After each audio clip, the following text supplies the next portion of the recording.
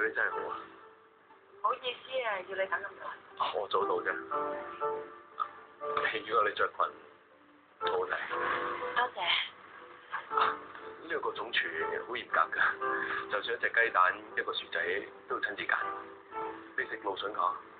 呢度個頭盤忌廉蘆筍配波蛋好出名㗎，家姐從頭做嘅味。其實我食咩都冇所謂㗎。咁我幫你揸住。好啊。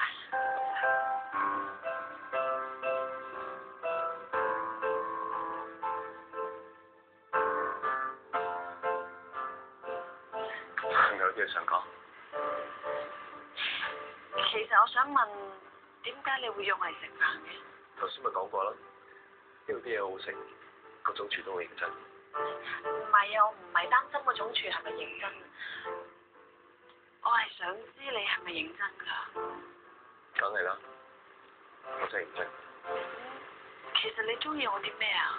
呢個人好隨和，性格可愛，冇機心，又唔計較。好多女仔都係咁㗎啦，我都唔覺得自己有咩特別。咁係。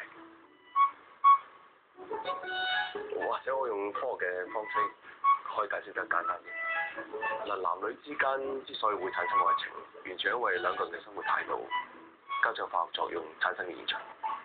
咁即係點啊？由科學角度嚟睇，一男一女走埋一齊，身體入邊會有一種激素會氨基丙酸就會增加分泌，令你情緒好高漲，嗰種喜悅嘅感覺。